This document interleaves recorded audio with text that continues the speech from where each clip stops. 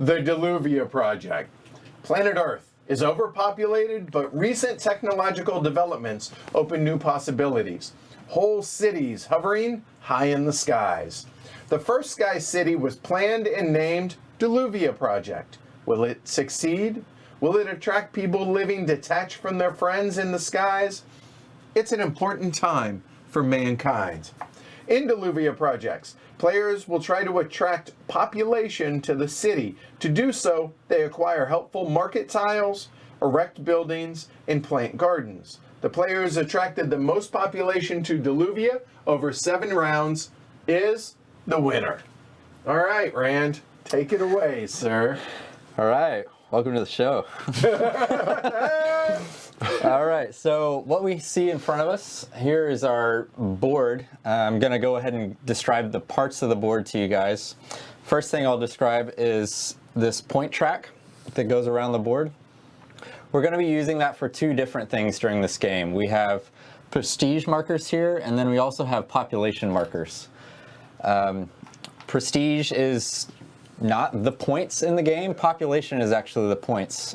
You'll see that through the course of the game, we'll get a ton of prestige, and then the population will slowly catch up over the course of the game. That makes sense, right? Yeah. Mm-hmm. The next thing that we'll see is the round tracker and the player turn order. The round tracker is this hefty black piece of wood. 2001 Space Odyssey, right? So it blocks out all the future rounds and tells us which buildings we're actually able to build. So you'll see over here we have an array of buildings, and the numbers on the back correspond to the round of the game. The turn order is fairly self-explanatory. That's the order in which we take turns. All right. Earth shattering, okay. Or sky shattering. The main part of the board here is the city. Now, Dilluvia currently is empty. We're attracting population through the course of the game. The city has 3 different tiers. We've got the tan, the darker tan, and then the brown and gray. That's just for player count. The middle is for 2-player. We're playing a 4-player game, so we have the entire board to play with. Okay. Also on the board, you'll see propellers. This is a sky city. It doesn't just magically levitate. We've got propellers and fans holding this thing in the air. There's 1 propeller that's in play at the beginning of the game. Through the course of the game, we're going to be buying and owning different other propellers that allow us to spread the city further. The next thing is the market up here. At the beginning of each round, we're going to be buying market tiles that are kind of like special abilities that help with the asymmetry of the game. And then finally, we have these action spaces that are spread around the perimeter of the board. That's really the meat of the game. This is a worker placement game and city building game, and we're going to be placing our workers onto those action spots to take the corresponding action. So if we want to zoom over to your player board, every player's got this player board in front of them, and it's just got a bunch of numbers in order and a few houses on them. The numbers are income track for 3 different types of income. We have prestige points, we have arrows, which is the currency of the game, the money, and then we have resources, which is the cube. Those all go on the numbered spots and will tell us each round how many of that type of resource we're going to get. The house moves along the house spaces. There are 2 until you get around to 9. I've only seen folks get to 9 in 1 game, so we're going to be slowly moving up that way. The house track allows you to gain population points. So for each time that you hit a multiple of 10 on the prestige track, inside the 0 there's a little population marker pawn, and that reminds you that once you hit that or pass it, you're going to score an amount of population according to where your house is. So you can see that right now Edward would be scoring 2 population each time that his prestige marker passes 10. Now he's going to be gaining 4 population each time his population moves past a multiple of 10. The next thing that we've got is the Zeppelin. The Zeppelin looks pretty cool. It's only used at the beginning of rounds. We're going to be taking our Zeppelins, and at the beginning of the round, we're going to be buying market tiles. We're going to use the Zeppelin to mark the column or row in which we'll be buying tiles. Finally, we have our worker discs. Now you'll notice there's 2 different colors of worker discs. We have the peons, which are the normal color, and then everybody has a different colored special worker. The special worker is going to kind of amplify all the actions that we take. The other workers, if you use enough of them, they may amplify actions. We'll get to that later. But most of the time, they're just doing their normal thing. Everybody starts with 5. Through the course of the game, you may gain more workers, up to a total of 8, but you just start with 5 at the beginning of the game. Next, we'll move over to the buildings. So the building tiles, at the beginning of the game, we start with our level 1s and our 0 level tiles. You can go ahead and pull them over to your player board, okay, sure, to show kind of what they do. So the building tiles all have... There. Be easier to see them. Okay. They all have a little illustration in the middle, and then they have a top row and a bottom row showing 2 different types of income that your building can get. Now this is one of my favorite parts of the game, and it's that you get a choice when you make the building how you want to use it. And then through the course of the game, you may change that choice and move to a different income type. So where Edwards is now, on his player mat, his prestige marker would be on the 2 space. Wherever it is, whenever you build a new building, you're immediately going to get whatever income that you put and mark it on your player map, just adding or subtracting from whatever's already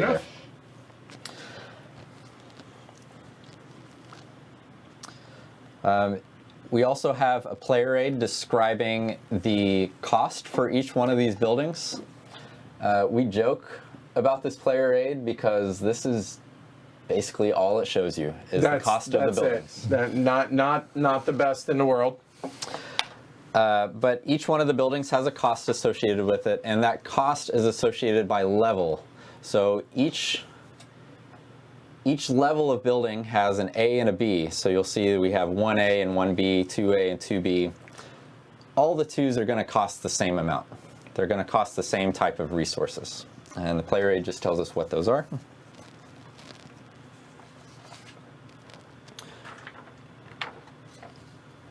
Finally, we have the garden tiles, which are... right here. Sorry. There we go. There we go. So the garden tiles are used primarily for in-game scoring. They're not owned by anybody, but they are built by a particular person. And they can be built in any round. There's no round associated with them. Other stuff in the game, we have arrows. So, money. Which is the money. Right. We have the market tiles. There are white-backed and gray-backed market tiles. The white-backed market tiles are used first. Once those run out, then we move over to the gray market tiles. Easy enough. Then we have the round marker and our resources. There are 4 different colors of resources, tan, white, black, and pink, purple. We're using a different shade of purple in this game. Because it's you can't tell the difference in the original edition between the pink and the red. Yeah. Indiscernible. So we hope that you guys can tell the difference. Right, so we actually changed out to pink, a more distinct pink for the playthrough tonight. So finally, to begin the game, we've got the game pretty much set up, but to begin the game, each player is going to receive 3 arrows, our money, and then every player after first is going to get 1 more arrow than the person in front of them. 3, 4, 5, 6, for instance. That's Got right. it. So we can go ahead and get our money. Do you want to do that? Oh, okay. Should we randomize the turn? Yeah, order? going randomized turn order. Where's the first? Sure.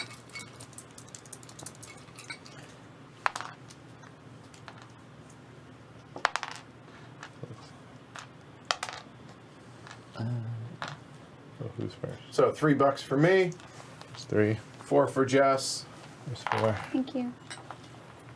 5 for Chris, and 6 for Rand. 5, 4, 6. All right. 5 for you. There you go. So now we're set up. I'll go ahead and describe the meat of the game. Like we've said, Dilluvia Project is played over a series of 7 rounds. Each round consists of 3 phases. We have the market phase, where we're going to be buying tiles from the market. Then we have the action phase, in which we're going to be placing our worker discs on action spaces to take those actions. And then finally, we have the income phase, where players will receive arrows, prestige, resources, and population according to the income shown on their player mat. And again, each time the main prestige marker reaches a multiple of 10, the player will score population points according to the position of their building marker on their map. So, the market phase. Market phase, in turn order, players will place their zeppelins around the market. So, for example, Edward is first. He may place his zeppelin there. Jess may play her zeppelin there. Chris may play his zeppelin there. When it comes to me, I have now a limited amount of options. When you place your zeppelin, you cannot place in the same spot where someone else is placed. So I could not, for example, place my zeppelin on top of Edward's zeppelin. I also cannot place opposite someone's zeppelin. So, for example, I cannot place here, here, or here. Zeppelins can also never be diagonal, so I can't put it on the corner or even inboard. Right. These are rows and columns, All right. and that's it. Easy enough. All right. Good. Once the zeppelins are placed, in turn order, players are going to buy tiles from the market, with the closest tile costing 1 arrow, the next closest costing 2, up to 4 arrows. Players can buy as many tiles as they want and can afford. They do not need to be bought in sequence. So, for example, Edward could just jump to the 4 arrow. You would think I would have gone to the other side, but conceivably I could have, yes. Or I could just buy this one for 2, right? Right. Okay. Then, let's say that Edward goes ahead and buys the 1 and the 2. I buy the 1 and the 2. Done. So, okay. those are out. Jess may buy just the 1, paying 1 arrow. Now it comes to Chris. Chris only has 2 options. He can buy either the 1 or the 4 arrow. They're still going to cost the same, even though there's empty spots in the middle, but he's going to get a little bit of a kickback for not having full options. So after he buys his tiles, and he's not forced to buy anything, he could spend absolutely nothing.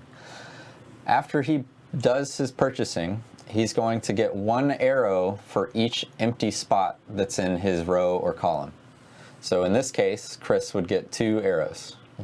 But he has to pay the full price first, right? So for instance, if he wants to buy this for 4, he doesn't get a $2 discount. He pays 4, That's but correct. then he would get the $2 back, correct? Right. You have to have your liquidity to be able to buy market tiles, then you get your kickback. Comes to me, I'm out of luck.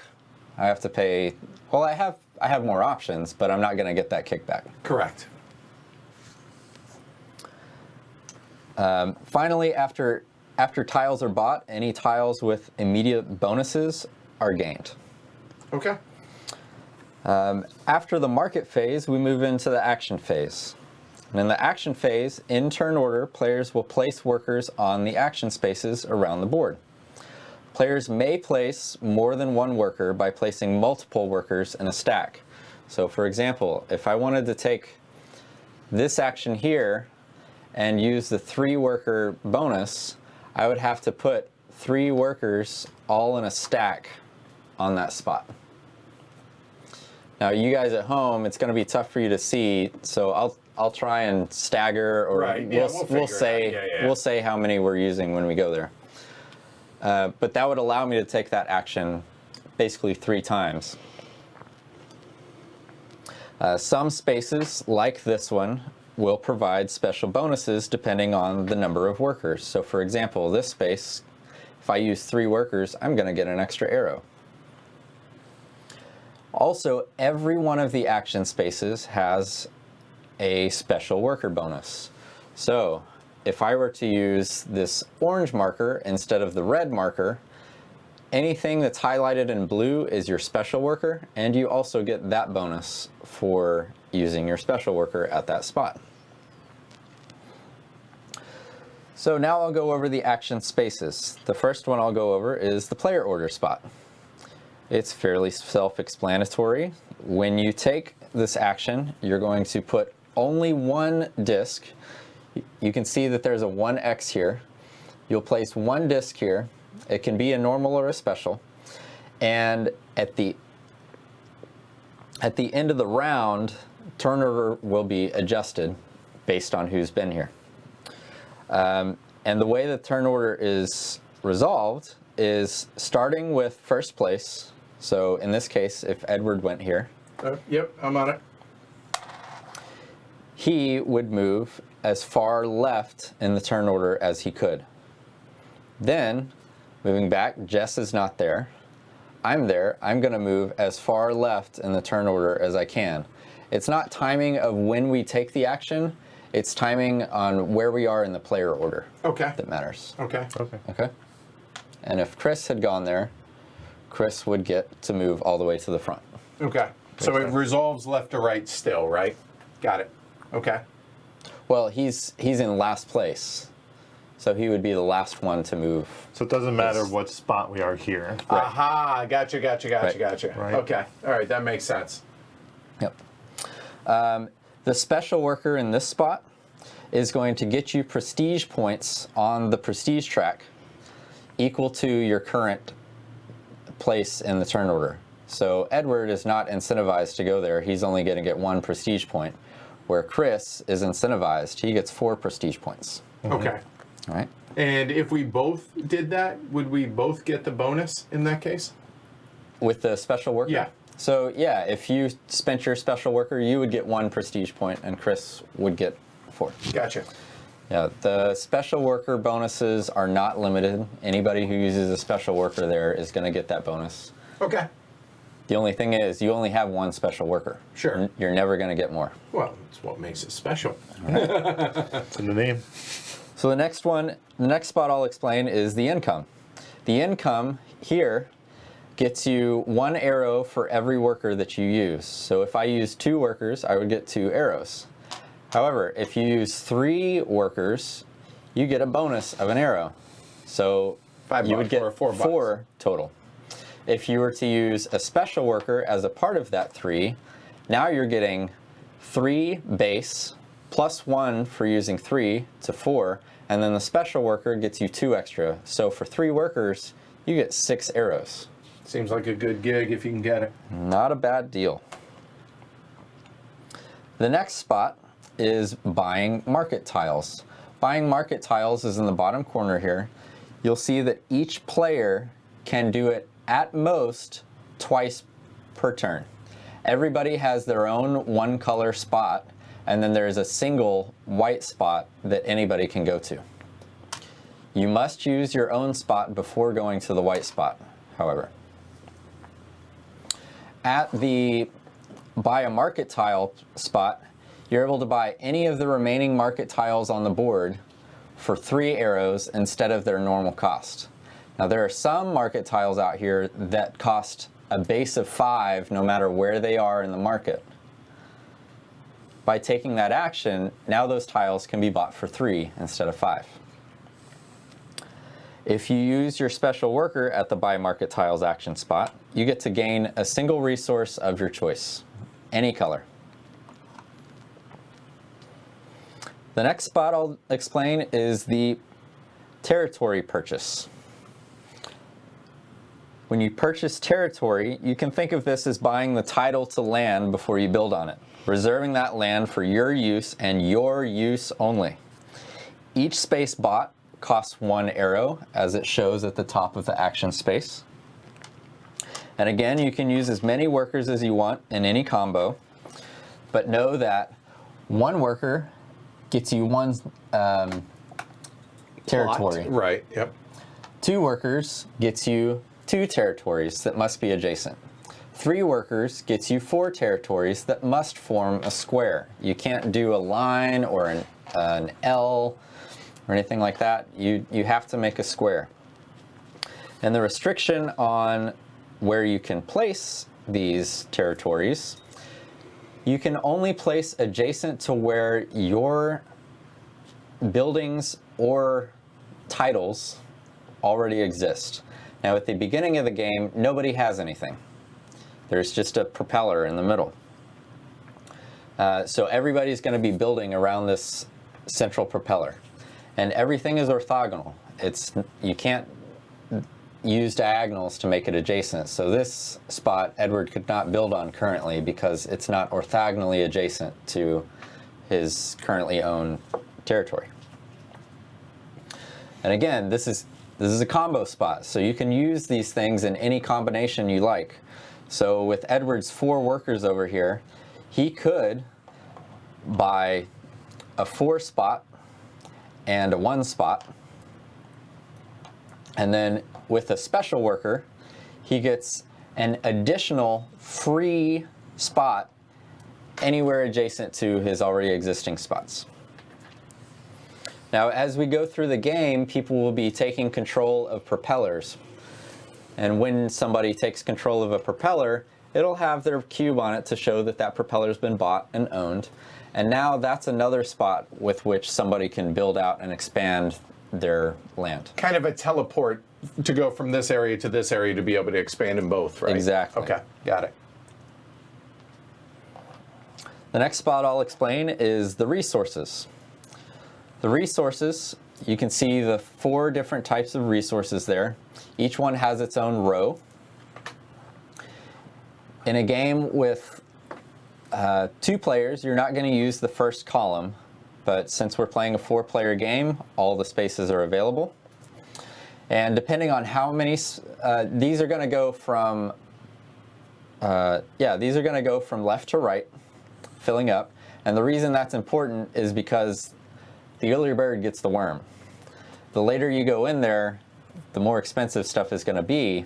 If you go in the first 2 spots, these resources don't cost you anything except workers.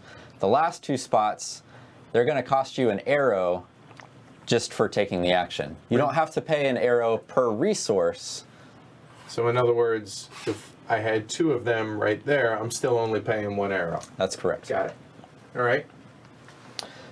And you're just going to get a number of resources equal to the number of workers you put down. The special worker here is pretty simple. He just gives you an extra resource of the row that you've put him on. Easy enough. One quick correction. So Alexander Garcia is in chat, and he said that it's only, you get the bonus only for the first person that places their special worker in an area. Okay. Okay? Thanks, in Alexander. that spot. So there you go. All right. So that's the resources. And keep in mind, you can go to the same spot multiple times in a round if you like. So you may go to the resources multiple times to get the resources that you need and block people from taking those resources. Not that we would ever do such a thing. The next spot we'll go over is construction, over here in the bottom corner. By taking this action, you may construct a building or build a propeller for each one of the workers that you use at this spot. Each build that you do advances the house track on your player mat by a single space. So if Edward were to build a spot, he would move it up on one of the house spaces, not the numbered spaces. Right. And notice there are 2 on each of these. Right. Except for the number 9. Okay? Here, I'll explain the special worker first. Special worker, if you use the special worker at the build action, it gets you 4 prestige points on the prestige track on the main board immediately. So there are 2 types of build actions that you can do. The top is building a propeller. And again, this is like a teleport. Propellers on the board, you guys probably can't see it very well at home, but propellers on the board have a printed cost and a prestige bonus that you get for building those propellers. That prestige bonus immediately goes to the prestige track, not your income on your player map. So, for instance, 6 arrows for 5 prestige, 10 arrows for 8 prestige, etc. And they are various around the board, 12 for 10, Yep. etc.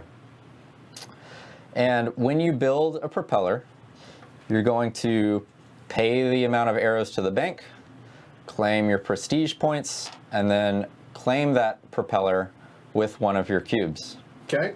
Now you are piece limited on cubes, so just keep that in mind throughout the game. That propeller is now an owned territory for the purposes of reserving new territory around it. Okay. Can it be built upon? The propeller cannot be built upon. You got to have air moving through it. Makes sense to keep the whole city aloft, right? Okay. That's right. So constructing a building is the second build action that you can take. When you construct a building, keep in mind that you can only build buildings that are equal to or lower than the current round. And we'll actually flip these up when they become available. Right. This helps you kind of keep track, and then flipping them up and down also helps you keep track if you're playing at home. To construct a building, you must have the required resources. Those are all depicted on our player aids. And you also must have the required territory reserved. So I'll just throw this here for them. Okay. In the first round, all we have are small buildings available. They're the ones with the orange or tan backs. They only need one territory to be built. Through the rest of the game, we have medium-sized buildings that require 2 territories on which to be built.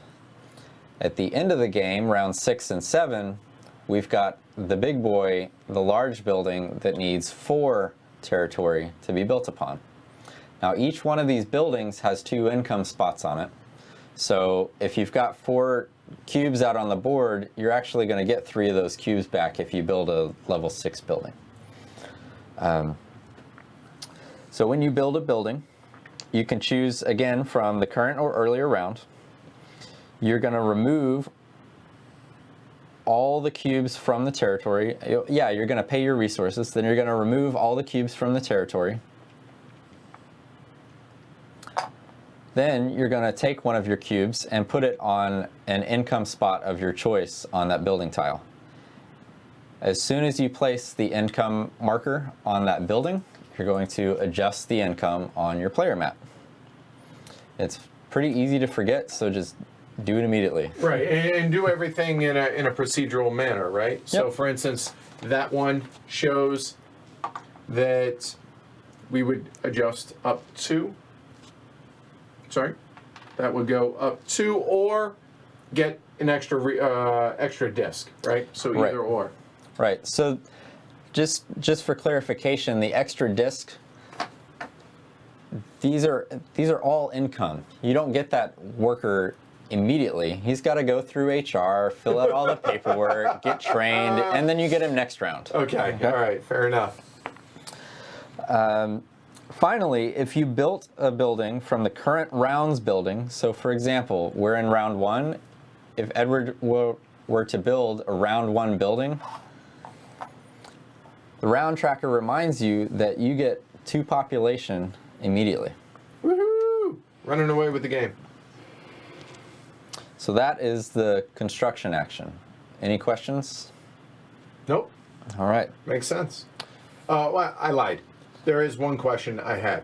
Is every time you build a building, right, you move up the building track. However, does it also, so with one action, would that move me up twice if I did both of these?